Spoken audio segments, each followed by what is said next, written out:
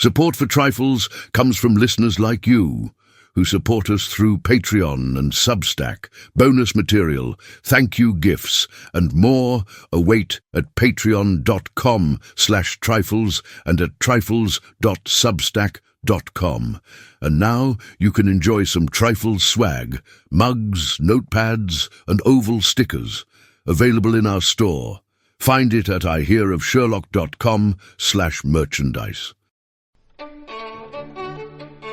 Welcome to Trifles, a weekly podcast about the Sherlock Holmes stories. It is, of course, a trifle, but there is nothing so important as trifles.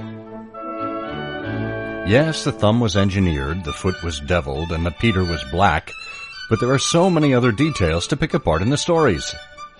Pray, be precise as to details. You know the plots, but what about the minutiae? Have you ever stopped to wonder what a basket chair is? Or why Watson's medicine of choice is always brandy? Or what a coal scuttle is and why cigars would be there? You are very inquisitive, Mr. Holmes. It is my business to know what other people don't know. Scott Monty and Burt Wolder will have the answers to these questions and more in Trifles. The game's afoot. Episode 502, The Thames River Police. Hello and welcome to Trifles, the Sherlock Holmes podcast where we get into the minutiae in the Sherlock Holmes stories. I'm Scott Monty. I'm Burt Wolder. And Burt, are you wound up for being pulled over on the river today? No, I'm just up the river, that's all. Without a paddle? No. Oh. It's easy with a paddle. Come on, Where's where's that the up a creek? challenge? I Where's the know. challenge? Just hop out, hold on to the stern, and kick away. Yeah, that's why I have my flip-flops on. You know, there was somebody online the other day who said I had a face that reminded him of the back of a boat. I just gave him a very stern look.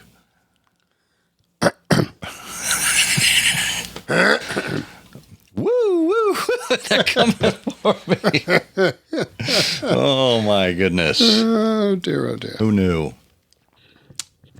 Oh, no, indeed. All right. Well, let's not tarry any longer lest we get pulled over. This is Trifles, where we're going to get into the minutiae specifically around the Thames River Police today. This is a topic that was suggested by a listener, Kai Johansson. And Kai, I know we owe you another gift, so we got a double package coming for you. If you want to be like Kai and suggest an episode to us of a topic we haven't yet done, all you have to do is email us at trifles@ihearofsherlock.com. And if we use your idea on the air, we'll send you a prize from the Trifles vaults. And also, if you'd like to support the show in monetary ways, we would certainly welcome that. For less than $1 a month over on Patreon and also on Substack, you can support the show. You can choose the level that you wish to support us at, whether it's monthly or annually. You do get a discount for doing an annual subscription, and certain levels on Patreon get you thank you gifts. And everybody who supports the show financially is entered into a drawing at the end of every month to receive a back issue of the Baker Street Journal, compliments of us. So check those out. The links are in the show notes. And just look for Trifles everywhere you listen to podcasts.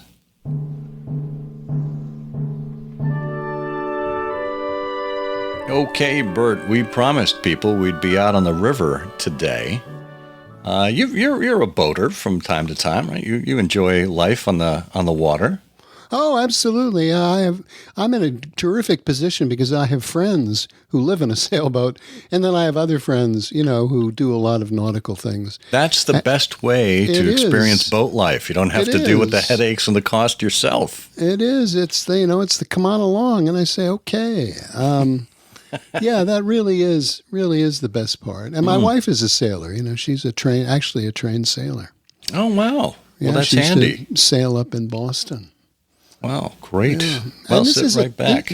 And this is a terrific topic, a good suggestion by Kai, because when you look at Sign of Four, one of the missing points there is exactly what sort of craft. Now, this has been covered, of course, by some Sherlockians who delve deeply into the history of water-going vehicles, ships and boats. But that's not what we're talking about here. Just in terms of the story, we know it's a police boat, but we don't even know its name. And so exactly what sort of craft was this? Well, Holmes called for one very specifically. This is Sign of 4, chapter, which chapter are we in? Chapter 9, A Break in the Chain. They decide that it is time to go after Jonathan Small and his accomplice, and said, never mind, we shall give you 2 others in place of them. That is where Jones was talking about releasing 2 of his prisoners. And Holmes said, we'll give you 2 others in place of them, but you must put yourself under my orders. You're welcome to all the official credit, but you must act on the line that I point out. Is that agreed? Oh, entirely, if you will help me to the men. Well then, in the first place, I shall want a fast police boat, a steam launch, to be at the Westminster Stairs at 7 o'clock. And Jones says, that's easily managed. There's always one about there. But I can step across the road and telephone to make sure. Ah, the telephone. Oh, interesting. Good. So we have steam launches available almost at a moment's notice, and a telephone available. Yeah, how about that? Yeah. Well, in the 1890s, we know from some limited research we did, the Metropolitan Police Thames Division used a mix of very traditional rowing galleys, actually, but also these newly introduced steam launches. And of course, they're going after the Aurora, which is a very neat steam launch. So we need the steam power. Yeah. So while oar-powered boats still form the backbone of local patrols, steam power, is becoming increasingly more deployed. Now, and what happened with these wooden boats, those were used by officers for, routine patrols, inspections and things, merchant ships. And some had specially designed rollers to help haul victims or bodies out of the water. Oh, my goodness. But these steam launches, were very fast, coal-powered, and they could zip along and handle the tidal currents. And there you go. Can you imagine a high-speed chase in a rowboat? Pull. I'm almost picturing something like out of that galley scene in Ben-Hur, where they've got the guy sitting at the drum and beating in rhythm, and the slaves are rowing in order to speed up. It reminds me of when I took a history class in elementary school. One of the segments of U.S. history that we did was our own town's history. We had a town that dated back to the 1600s in Connecticut. So there was a lot of history that was kept in the town. And there was a record of the first speeding ticket that was given in my town. And it was in the early 1900s. And the police officer on patrol was on a bicycle. And I just pictured in my mind, and I still have it in my mind, this police officer huffing and puffing and pedaling as fast as he can to catch up with the Model T or whatever it was. Yeah. Well, it wasn't much huffing and puffing if he's going after a Model T. Well, that's true. Yeah. Topping out at 25 miles per hour or so. Well, didn't Conan Doyle get wasn't he one of the early recipients of a speeding ticket? Because he was a great car fancier. I think so, yeah. But in his car. Yes. Not in his boat. No. But yeah, the Thames Police as an organization goes all the way back to 1798. We're reminded that the Thames, who is it? John Burns, the trade unionist, he once famously said of the Thames that every drop is liquid history. I love that. And so we go back to 1798, and there was a newly formed body of police officers, and they were looking to bring some kind of law and order to the river. Because remember, this is a tidal river, and there are ships and boats going in and out that lead to the ocean, and obviously, upstream for trade and goods and whatnot. And the objective of the police organization in 1798 was to prevent and detect crime on the river. And it was the first of its kind, the first policing body ever set up on the river. What year was that? 1798. Wow, how about that? Yeah, it was eventually absorbed into the Metropolitan Police because it operated as a standalone body up until that time. So then after 1839, it became known as the Thames Division of the London Metropolitan Police.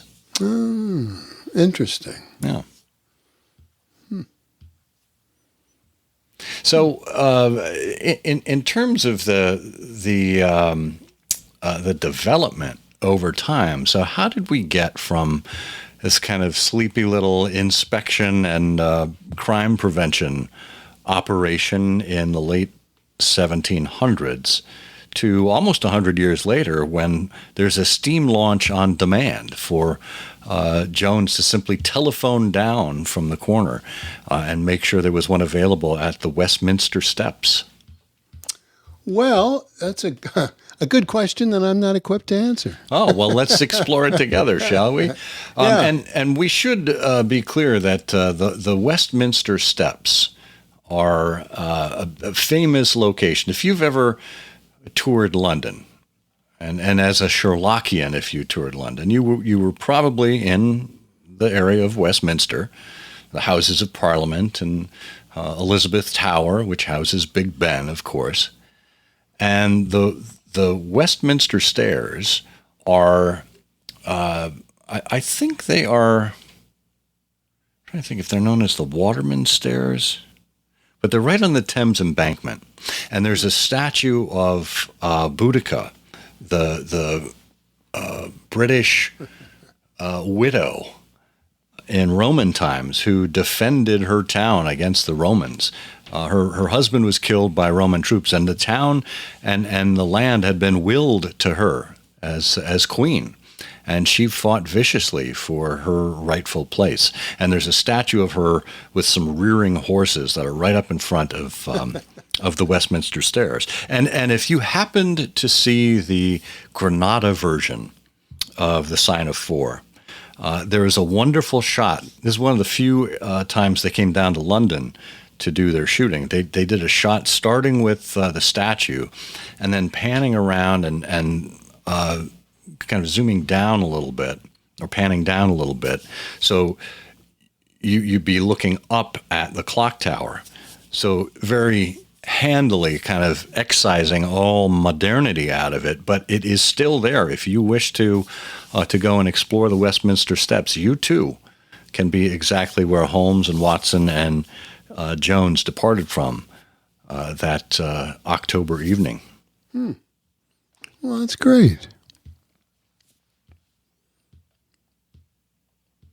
So we go from these rowboats with the rollers to get bodies and goods, I would imagine, if people were tossing crates or things over the side, and whether a police officer was using a boatman's hook or dredging or anything, it'd be an easy way for them to pull things up, given the rollers on the sides of the rowboats. But you mentioned that they're galleys, open galleys that were rowed by police watermen. Do we have any idea how many officers manned a galley at a time? Oh, it's a good question. No, it sounds like one of these questions around, what do you call a group? What do you call a group of rowing constables? Oh, a galley. But I don't know how many were in there. Oh, well, ostensibly it would be more than one, because it'd be a fairly slow vehicle if it's just a single oarsman. And as a low galley, low open galley, it seems to me to smack of something that's, longer, certainly close to the water. I wonder if they specifically recruited any Oxford or Cambridge rowing men for these particular jobs. Would seem unnatural. Well, yeah. It's a good question. I mean, the only thing I've been able to find is that, the issue behind the rowing galleys was that it goes back to what you mentioned earlier in the very end of the 18th century, 1798, with rampant cargo theft. So what's happening is people are going up to the boats and stealing things. And so they wanted small crews, and the standard crew was usually comprised of 4 men. There was one surveyor or inspector who was in command, and up to 3 waterman constables. And this is powered by oars, so this is sculling and rowing. And the advantage is that the officers can silently approach anchored merchant ships and lumber cargo barges in the dark. And what they would do is intercept river pirates and check for smuggled goods and prevent looting and rescue people from the water. And all of this operated independently from about 1798 to 1839 under magistrates' direction before it was merged into the Metropolitan Police as the Thames Division in 1839.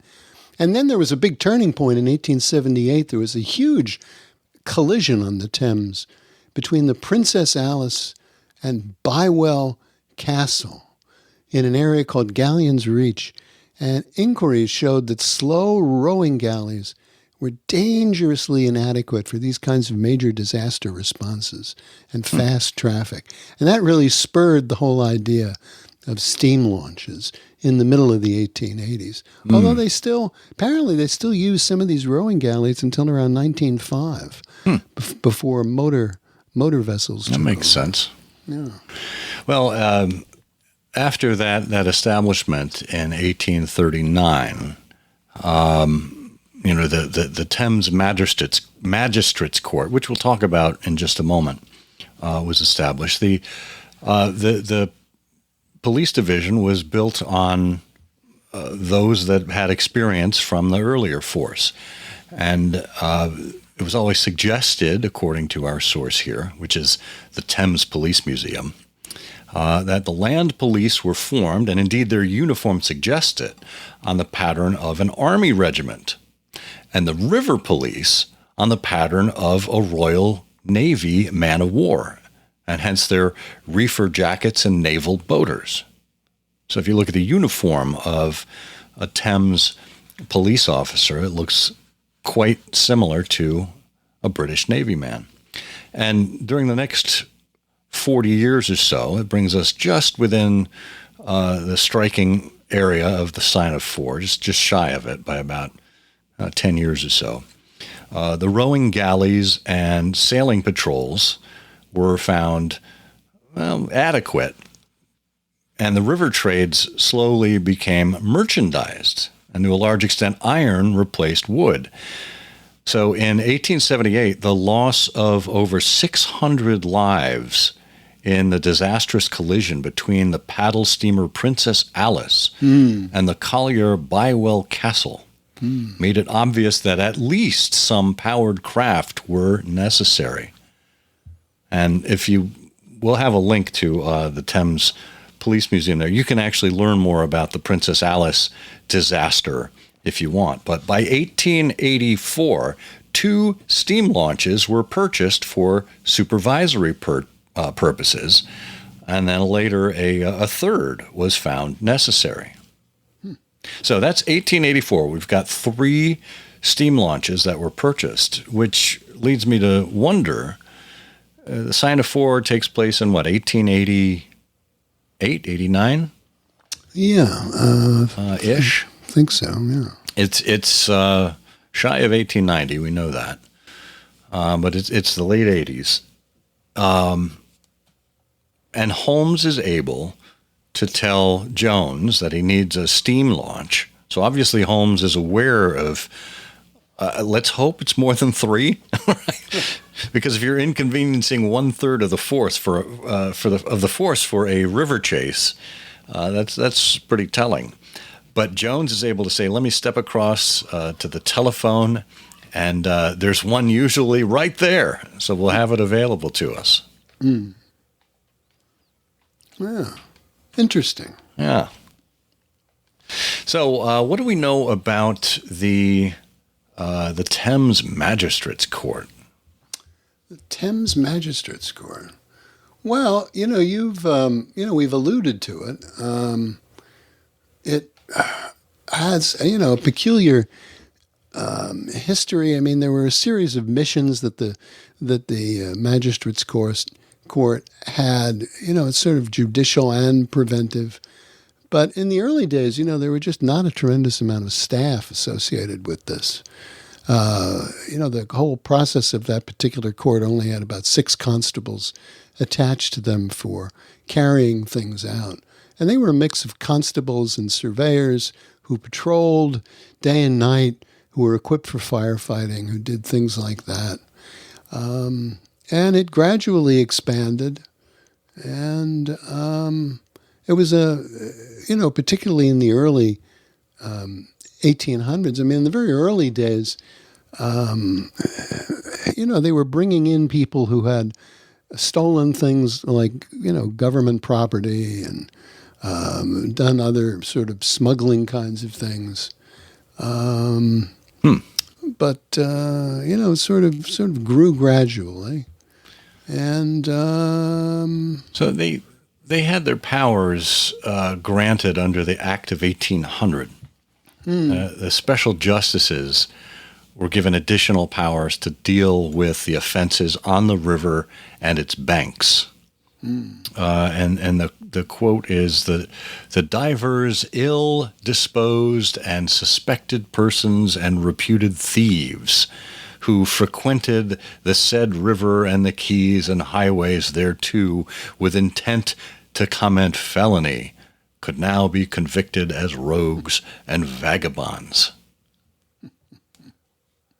So that was the Act of 1800, and it was set to expire just 8 years later.